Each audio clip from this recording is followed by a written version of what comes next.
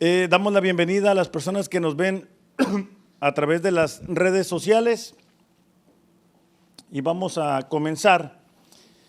El 21 de febrero de 1988, un hombre mundialmente famoso subía al púlpito mientras cámaras se apresuraban para tomarle fotografías y videos. Esto fue llamado un escándalo mundial. Fue la caída del predicador más famoso de la televisión en ese tiempo. Además de predicar en Estados Unidos, llevó su mensaje bíblico a otros países. Su gira en Latinoamérica a principios de 1980 fue un fenómeno religioso y social. El imperio que había construido durante más de 20 años lo había llevado a ser el telepredicador más famoso de Estados Unidos y del mundo entero. Era catalogado como el vocero autorizado de Dios. Pero esa mañana se derrumbó delante de su iglesia, reconociendo que había caído en una tentación y en el pecado de un pecado sexual. Este ejemplo de este predicador tan famoso es solo eso, un ejemplo de lo que pasa todos los días entre el mundo cristiano. Vemos cómo cae líder tras líder tras líder. Y ahora, no son únicamente los líderes, aunque nosotros podemos identificar a aquellos pastores, porque bueno, los vemos en redes sociales y demás. Pero también hay cristianos que caen con su testimonio. Miramos a personas que a lo mejor nos invitaron un día a la iglesia y después pasa el tiempo y tú los ves que cayeron. ¿Cómo es posible que esta persona que me invitó a la iglesia esté en esta condición? Bueno, esta mañana vamos a hablar precisamente de eso, el exceso de confianza.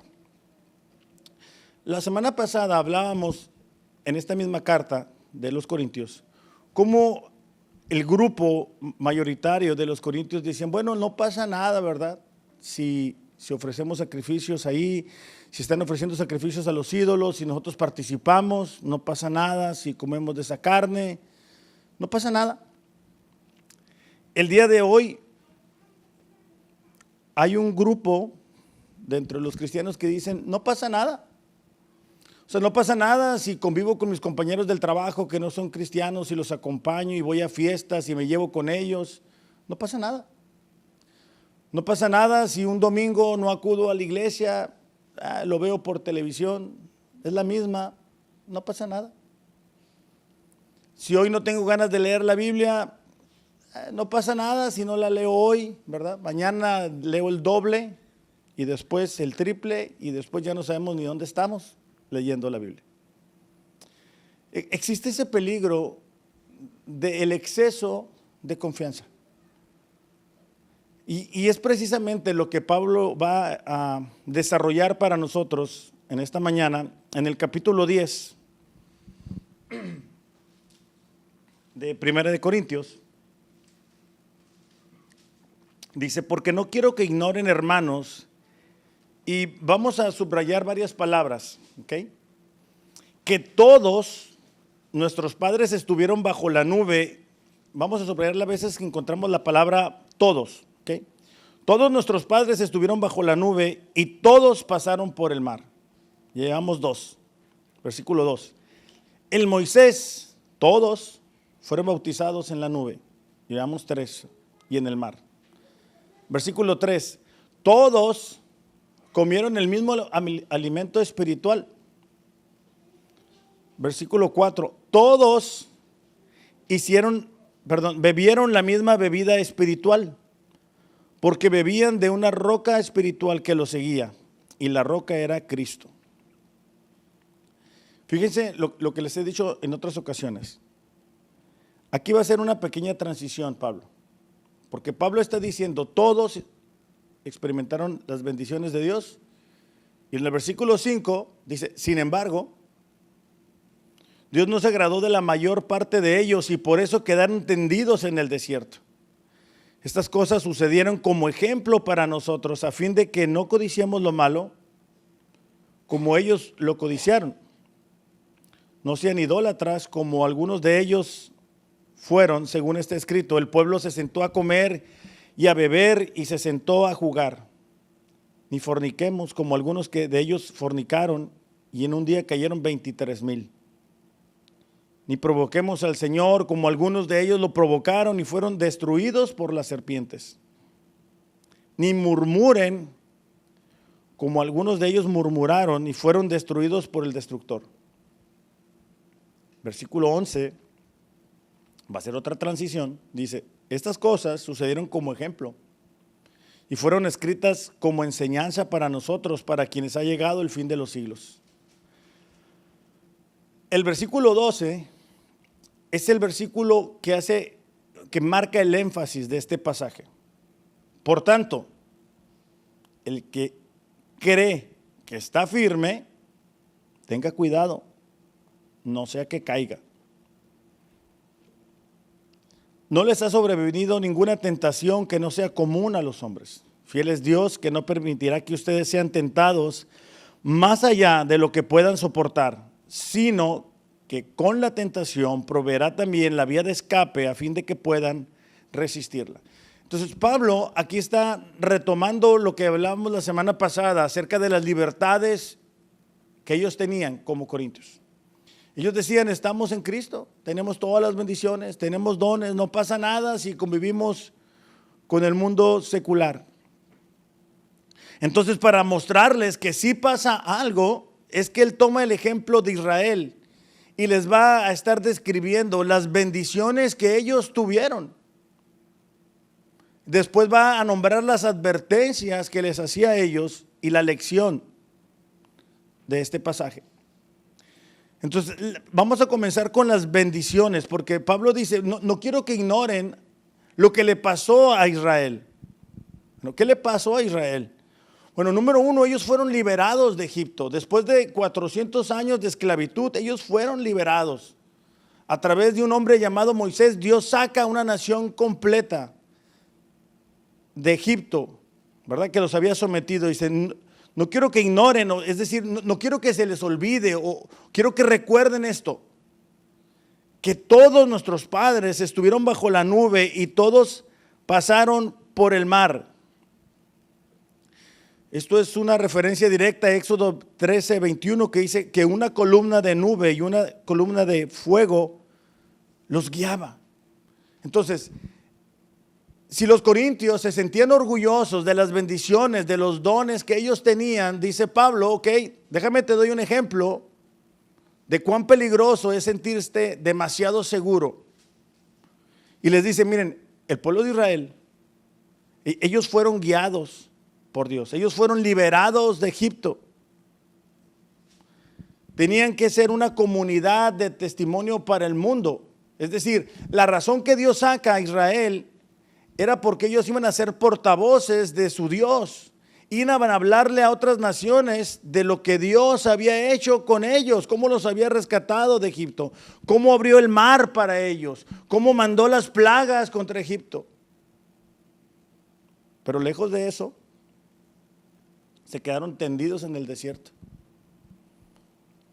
Entonces, la primera bendición es la libertad que ellos experimentaron. Versículo 2 dice, en Moisés fueron bautizados en la nube y en el mar. No sé si alguna vez habían visto este pasaje y habían dicho, ¿cómo que bautizados en Moisés? ¿Qué significa esto? Bueno, esto simplemente significa que ellos fueron identificados con su nuevo líder llamado Moisés. Es decir, a través de la identificación que ellos tuvieron con Moisés, ellos fueron parte o tuvieron un pacto con Dios. Era Dios sellándolos como parte de su pueblo. Así como el bautismo tiene un efecto, el poner al hombre bajo la conducción de Cristo, así la participación del Éxodo tenía como propósito identificar a Israel como la nación de Dios.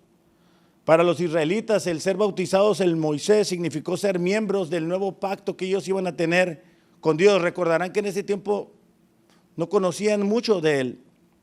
Cuando Moisés dice, bueno, y yo voy con los israelitas y les digo que tú me mandaste, ellos van a decir, ¿quién te mandó? Entonces, así como Israel había sido bautizado en Moisés, había sido identificado como el pueblo que tenía un pacto con Dios, así los corintios y nosotros también a través del bautismo nos identificamos bajo un nuevo liderazgo, nos identificamos como cristianos. Aunque el bautismo, hablando en nuestros tiempos, no nos salva, es la muestra exterior del cambio interior que ha habido en nuestros corazones. Entonces la experiencia de estar bajo la nube y pasar por el mar tenía que ver con la identificación de los hijos de Israel como un pueblo ahora separado de Egipto, ahora separado de esa nación lleno de ídolos, lleno de prácticas diferentes a lo que Dios quería para su pueblo. Por eso es que cuando van, Dios le da instrucciones a Moisés y le dicen, ¿saben qué? Ustedes en Egipto aprendieron esto y aquello, pero ahora van a comportarse de una manera diferente. ¿Por qué? Porque todo lo que conocían era Egipto. De igual forma nosotros en nuestros tiempos, ¿verdad? Traemos muchas costumbres de antes de ser cristianos, pero al ser identificados, al ser rescatados por Dios, comenzamos a vivir de una manera diferente. 2 Corintios 5:17 dice que el que está en Cristo, nueva criatura es, las cosas viejas pasaron, he aquí, todas son hechas nuevas. Ahora el versículo 3 nos va a dar otra bendición que este pueblo tuvo. Y es el sustento espiritual. En aquel tiempo no había restaurantes, no había comidas rápidas, solamente había desierto. Y entonces, ¿qué haces con una nación así? Versículo 3 dice, todos comieron del mismo alimento espiritual, bebieron de la misma bebida espiritual porque bebían de una roca espiritual que los seguía, y la roca era Cristo. En Éxodo 16:15 dice, los israelitas quedaron perplejos al ver eso y preguntaban unos a otros, ¿qué es esto? Que no tenían idea de qué era al encontrarse con el maná. Entonces Moisés les dijo, este es el pan que el Señor les da para comer. Entonces, en un desierto, Dios sostuvo a su pueblo. De igual forma, nosotros en nuestros tiempos somos sostenidos por la gracia de Dios. Cuando leemos la palabra, nuestro ánimo sube sin importar las circunstancias. Entonces, Pablo, de una manera muy clara, les está diciendo a los corintios, ok, ustedes se creen muy importantes, ustedes creen que pueden estar interactuando con el mundo y creen que no va a pasar nada. Ok, déjame te doy el ejemplo más grande que tú te puedas imaginar, Israel. Israel, Dios lo saca de un país pagano, lo identifica como su pueblo a través del bautismo con Moisés y lo sostuvo en el desierto.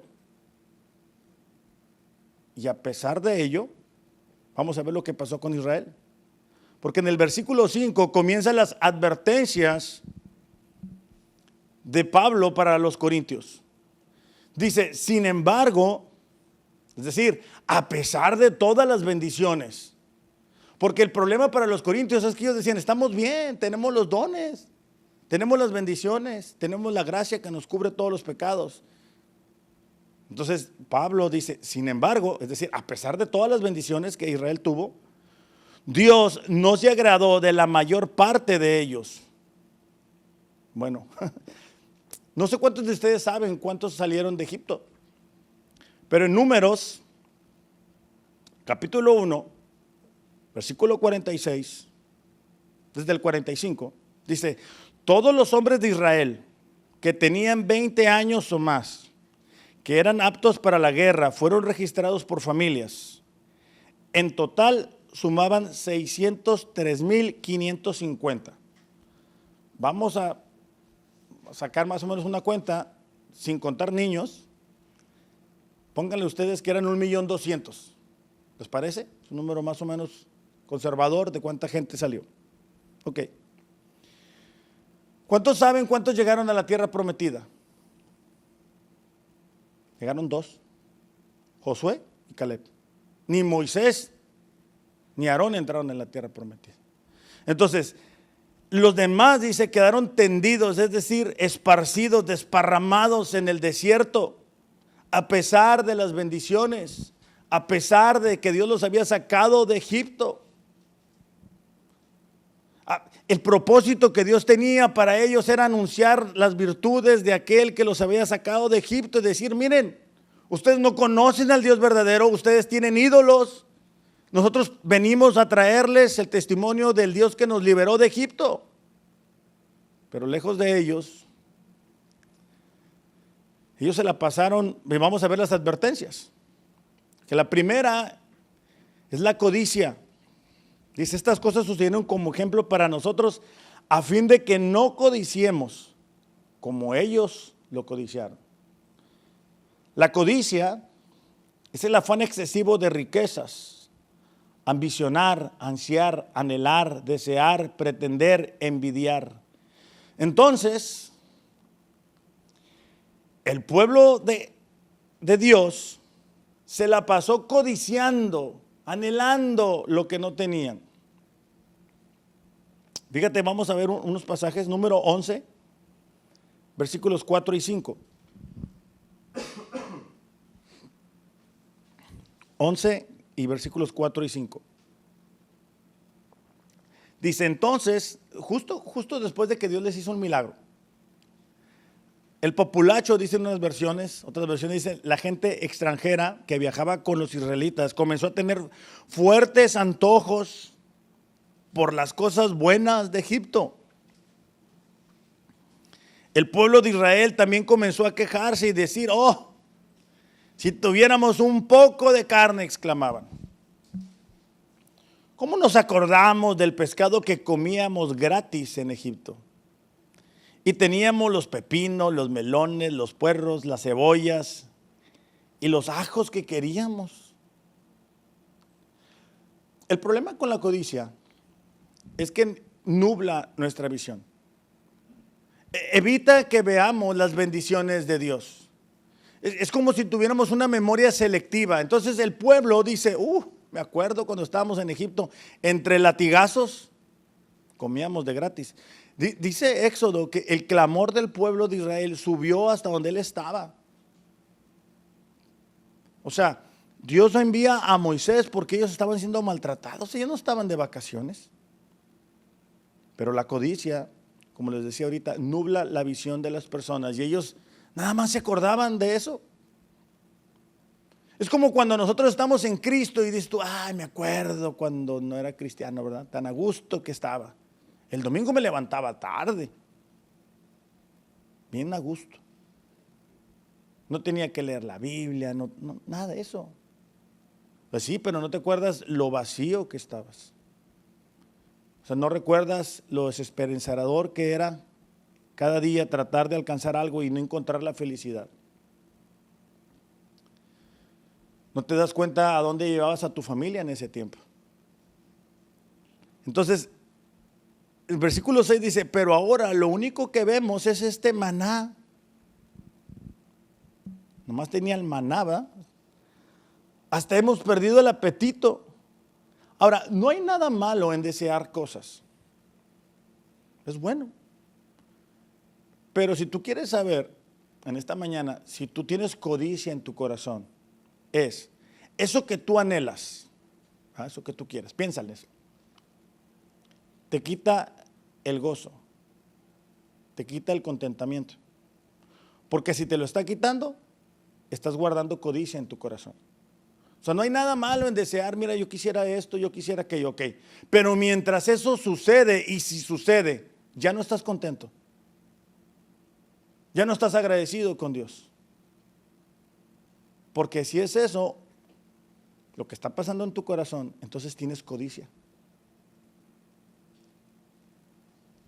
Y Pablo les está diciendo a los corintios, ellos, el pueblo de Israel, codició y quedaron tirados en el desierto. No llegaron a donde iban. Nada más 2. Imagínate, de 1,200,000. Y estamos sacando números redondos.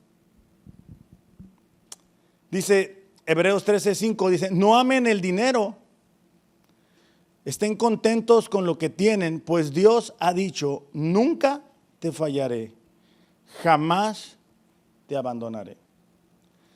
Entonces, una raíz de la codicia es el descontento. Como les digo, no es malo desear cosas. El problema es perder el contentamiento. El problema es quererlo alcanzar a nuestra manera. El problema es decir, mira, no voy a ir a la iglesia porque voy a trabajar. No voy a estudiar la Biblia porque pues ando buscándole. Ese es el problema. Porque la Biblia no nos dice que hagamos eso. La Biblia nos dice, mas buscad primeramente el reino de Dios y su justicia y todas las cosas vendrán como una añadidura. Entonces esta nación había quedado ahí. Obviamente estamos sacando la cuenta de las personas de 20 años a más, ¿ok? Nada más, para sacar bien las cuentas. Primera de Timoteo 6:8 dice, así que si tenemos suficiente alimento y ropa, estemos contentos. Los que quieren enriquecerse caen en tentación y lazo y en muchas codicias necias y dañosas que hunden a los hombres en destrucción y perdición. Estaba mirando un cuento de una persona que anhelaba tener mucha tierra para él. Y entonces un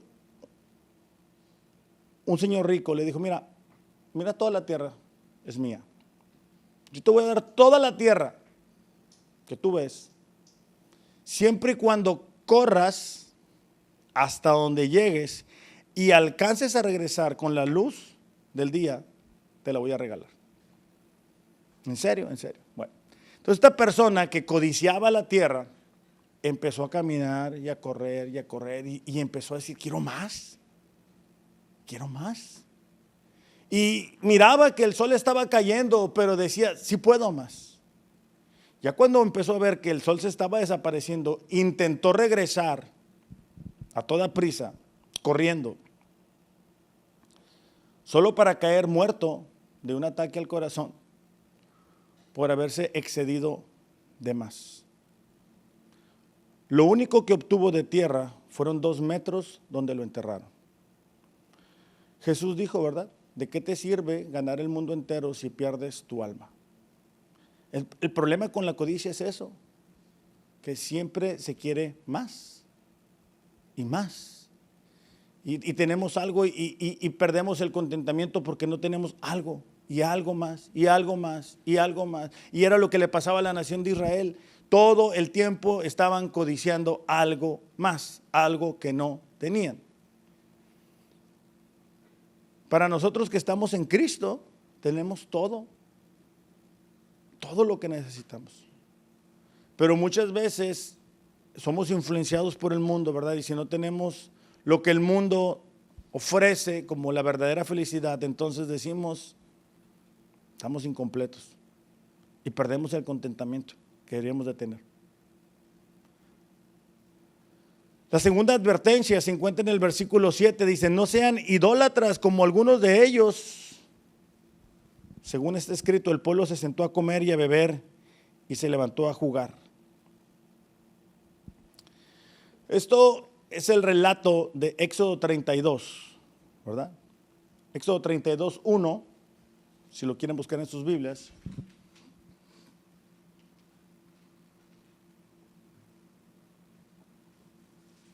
Dice, cuando los israelitas vieron que Moisés tardaba, Moisés estaba recibiendo los mandamientos, ¿verdad?, en bajar del monte, se juntaron alrededor de Aarón y le dijeron, vamos, haznos dioses para que puedan guiarnos. No sabemos qué le sucedió a este tipo Moisés, el que nos trajo aquí desde la tierra de Egipto. Aarón les respondió, quítenles a sus esposas e hijos e hijas los aretes de oro que llevan en las orejas y tráiganmelos. Todos se quitaron los aretes que llevaban en las orejas y se los llevaron a Aarón.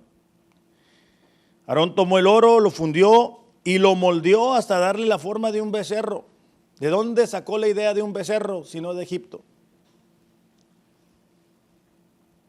Cuando los israelitas vieron el becerro de oro, exclamaron: ¡Oh, Israel! Estos son los dioses que te sacaron de la tierra de Egipto. Ellos habían visto lo que Dios había hecho. Ellos habían visto cómo Dios les había levantado al libertador Moisés para sacarlos de Egipto. Pero ellos habían pasado demasiado tiempo en Egipto y estaban muy sumergidos en las prácticas que ahí vieron. Alguien expresó, ¿verdad?, que Israel salió de Egipto, pero Egipto nunca salió del corazón de Israel. Y entonces cuando nosotros estamos en Cristo, muchas veces tenemos nuestros ídolos. Tenemos el ídolo del trabajo, tenemos el ídolo del dinero, tenemos de ídolo un hijo, una hija, tenemos de ídolos diferentes cosas, ¿verdad? Pero como no nos postramos, ¿verdad? Decimos, no tengo ídolo. No, sí tenemos. De hecho, 1 Juan 5:21 dice: aléjense de todo lo que pueda ocupar el lugar de Dios en el corazón. No es únicamente idolatría adorar a la Virgen María, a los santos, a los ángeles y todos esos santos. Es tener dioses, ¿verdad?, que se anteponen a Dios en nuestros corazones. Entonces, en el momento que tú y yo tomamos una decisión, podemos darnos cuenta dónde está el ídolo. Como les decía hace rato, ¿verdad? Hay gente que dice: no, mira, yo tengo que trabajar, yo tengo que hacer esto, yo tengo que hacer lo otro. Ese es tu ídolo. No pensemos, ¿verdad?, que como no es de madera o de metal, no tenemos ídolos. De hecho, Ezequiel 14:3 dice: estos hombres han puesto sus ídolos en su corazón y han establecido el tropiezo de su maldad delante de su rostro. El problema con el ídolo es que está en nuestro corazón. Es que es lo más importante para nosotros. Entonces, Pablo está enumerando, ¿verdad?, otra vez los diferentes pecados en los que Israel cayó y les está advirtiendo a los corintios y nos está advirtiendo a nosotros de estos pecados. Versículo 8 nos cuenta de la inmoralidad sexual. Dice: ni forniquemos, como algunos de ellos fornicaron y en un día cayeron 23,000. Números 25:1 dice: el pueblo empezó a fornicar con las hijas de Moab, las cuales invitaban al pueblo a los sacrificios de sus dioses, y el pueblo comió y se inclinó a sus dioses. El enemigo sabe muy bien cuán fuerte es el pecado de la inmoralidad sexual. Por eso es que al principio te contaba la historia de este pastor que había caído en inmoralidad sexual. Pero como dicen por ahí, ¿verdad?, ese es el pan de todos los días. Tanto pastores como miembros de iglesia caen en este pecado por no poner límites, ¿verdad? No pasa nada si voy con una compañera al trabajo, no pasa nada. No pasa nada si hablo con alguien del sexo opuesto y estoy solo o estoy sola, no pasa nada. No pasa nada si me llevo con alguien en el trabajo y en la carrilla va subiendo de tono, no pasa nada. Y eso va creciendo, creciendo, creciendo. Las iglesias sufren. A las iglesias después les toma tiempo recuperarse. ¿A poco no? Entonces, por eso es que Pablo le dice a los corintios: hey, tengan cuidado con la inmoralidad. Porque el pueblo de Israel dijo: bueno, pues ya salimos de Egipto, no pasa nada. Mira, los moabitas, pobrecitas, nos están invitando a jugar. Bueno, ese jugar no es un jugar, vamos a jugar voleibol, ni se pusieron a jugar pádel. Fue tener relaciones sexuales con ellas. Por eso es que este pecado es tan latente en las series, en las películas, ¿verdad? Y a veces hacemos concesiones y decimos: no pasa nada, le adelanto, ¿verdad? De que el tema está muy bueno. Y tenemos que tener cuidado con nuestros ojos. Tenemos que tener cuidado a dónde vamos. Porque esto trae descrédito a Cristo. Cuando escuchamos, ¿verdad? Y que escuchamos bastante seguido. Ya cayó un pastor. Dicen que el que no cae por la lana, cae por la dama. Y puede ser chistoso, pero es doloroso. ¿Por qué? Por ese exceso de confianza. Ese decir, no pasa nada. A mí no me va a pasar, ¿verdad? Yo puedo estar sin leer la Biblia 2, 3, 4, 5 días, no me pasa nada. Yo puedo dejar de ir a los grupos. Yo tengo mi relación con Dios nada más. No pasa nada. El exceso de confianza. Yo no necesito rendirle cuentas a nadie. Dios y yo. No pasa nada. No, sí pasa. Ese es el exceso de confianza lo que nos hace caer. Y por eso es que Pablo está diciendo, tengan cuidado con esto. Ahora, la fornicación es más común en las iglesias de lo que podemos pensar. Pero es un pecado. Yo sé que hay gente que no le gusta que digamos eso, pero está en la Escritura. Y entonces hacemos ajustes, ¿verdad? Editamos la Biblia. No, esto no, mira, porque no, está claro. Si alguien tiene relaciones sexuales con otra persona y no está casado, es fornicación. Se acabó. Es así. De hecho, 1 Corintios 6:9 dice, ¿no se dan cuenta de que los que hacen lo malo no heredarán el reino de Dios? No se engañen, dice a sí mismos. Los que se entregan al pecado sexual o rinden culto a ídolos o cometen adulterio, son prostitutos o practican la homosexualidad. Ladrones, ávaros, borrachos, insultan, estafan. Esa gente no heredará. Pero fíjate, como dice el versículo 10, ninguno de ellos heredará el reino de Dios. Algunos de ustedes eran así, pero fueron limpiados, fueron hechos santos, fueron hechos justos ante Dios al invocar el nombre de Jesucristo y por el y por el Espíritu de nuestro Dios.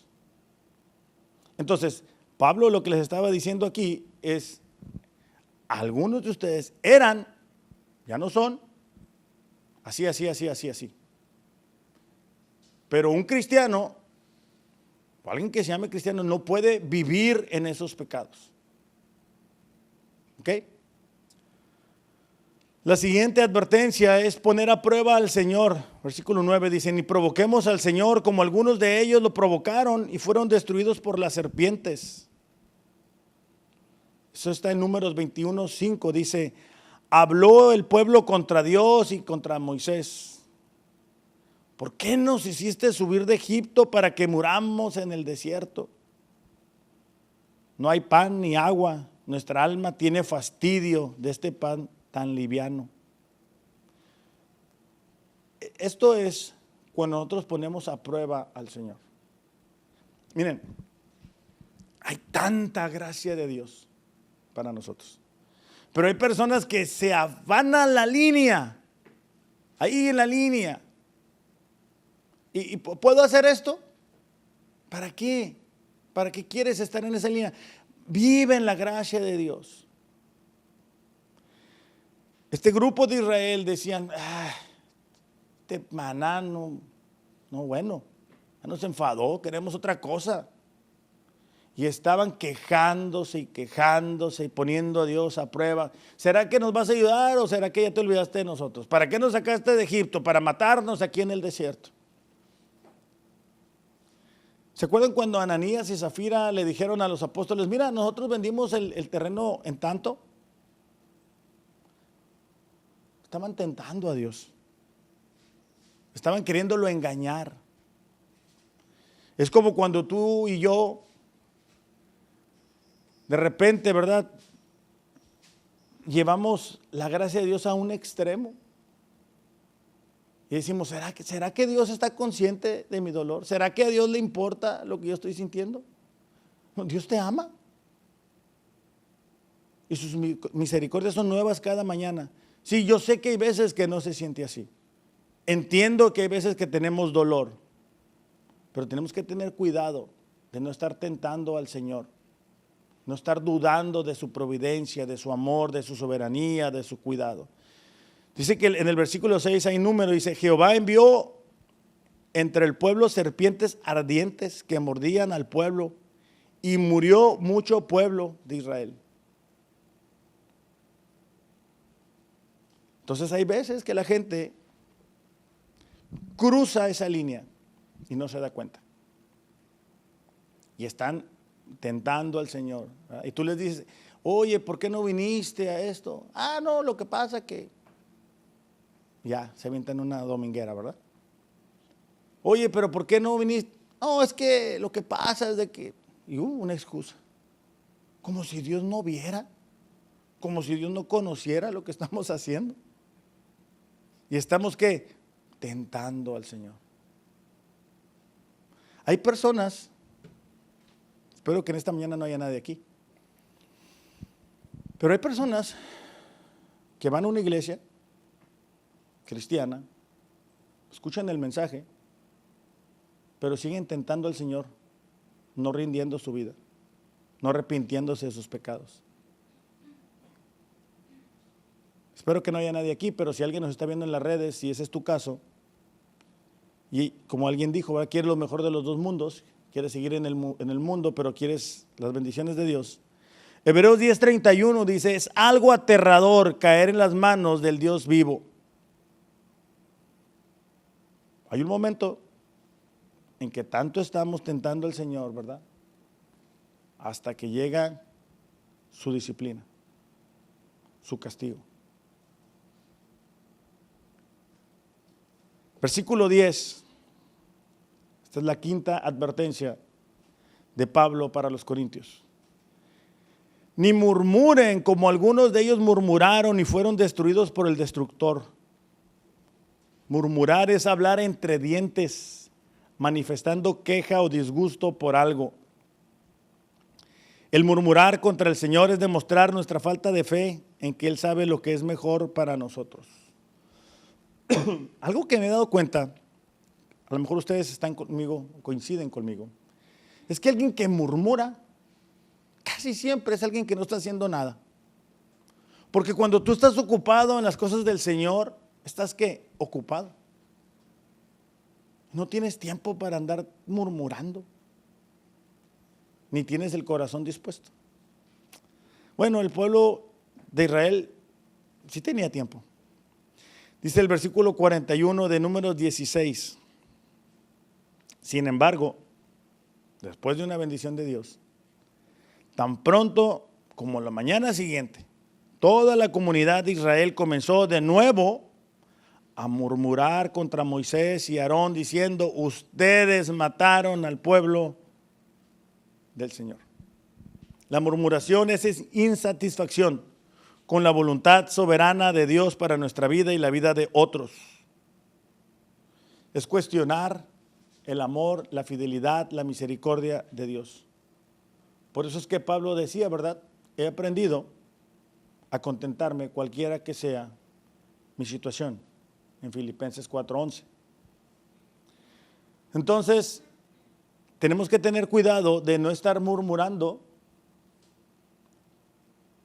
pero también tenemos que tener cuidado de detener la murmuración. Y en ese sentido creo que merecen que los felicite, porque sé que ha habido gente que ha murmurado, ¿verdad?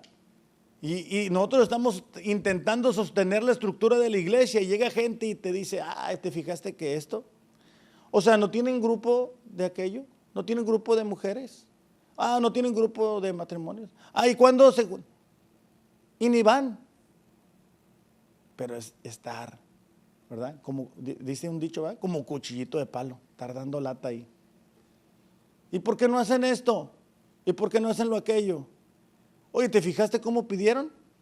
Estar ahí, ¿verdad? Entonces, la murmuración se detiene de dos maneras. Número uno, no haciéndolo, cerrando nuestra boca.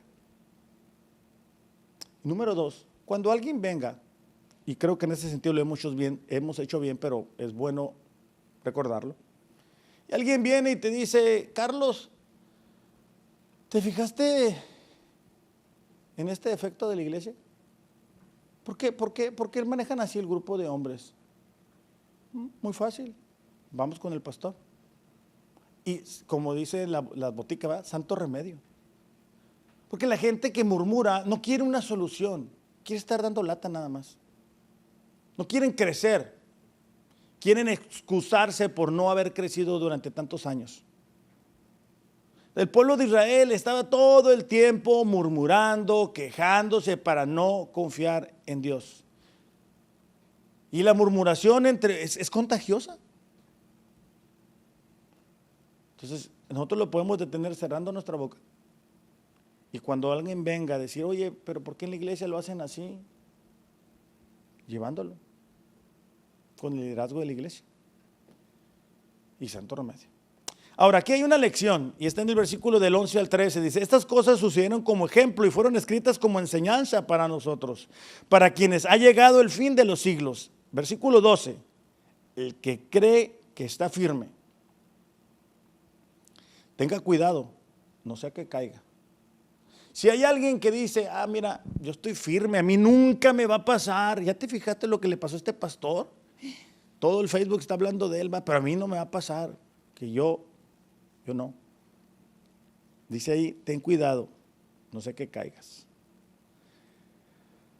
Versículo 13 nos da una promesa grande para nosotros. Dice, no les ha sobrevenido ninguna tentación que no sea común a los hombres. Es decir, a veces nosotros sentimos que nuestra tentación es lo que nadie jamás ha experimentado, ¿verdad? Somos los únicos que lo hemos experimentado. No es común. Solamente que las tentaciones de uno no son las de otro. Fiel es Dios, dice, que no permitirá que ustedes sean tentados más allá de lo que puedan soportar. Esa es la promesa para nosotros. Si tú esta mañana dices, híjole, yo no le quiero fallar al Señor, pues es un buen síntoma. Pero debemos de descansar, no en nuestra capacidad, no en nuestra sabiduría, no en nuestra inteligencia, no en nuestro conocimiento, sino en la fidelidad de Dios. Porque dice, ¿verdad?, que no va a dejar que seamos tentados más allá de lo que podamos soportar, sino que juntamente con la tentación nos va a dar la vía de escape. Ahora, ¿qué diferencia hay entre una prueba y una tentación? Porque de repente miramos que esos conceptos se intercambian. Por ejemplo, en Job, miramos que Dios permite que Job sea tentado. Bueno, la diferencia es que Dios permite que sus hijos sean probados para su bien, para que desarrollen su confianza, para que puedan crecer en confianza a Él. Mientras que el enemigo está buscando que esa prueba se convierta en una tentación. Déjame te doy un ejemplo. El día de mañana recibimos una mala noticia. Es una prueba. Como hijos de Dios, Dios lo permite. Nada llega a nuestras vidas si Dios no lo permite. Una mala noticia. Si nosotros en ese momento decimos, Señor, tú estás en control, tú sabes por qué lo has permitido. Ayúdame a poder confiar en este proceso. Yo no quiero pasar por esto, pero si tú lo has permitido, es para tu honra y para tu gloria. Eso es una prueba.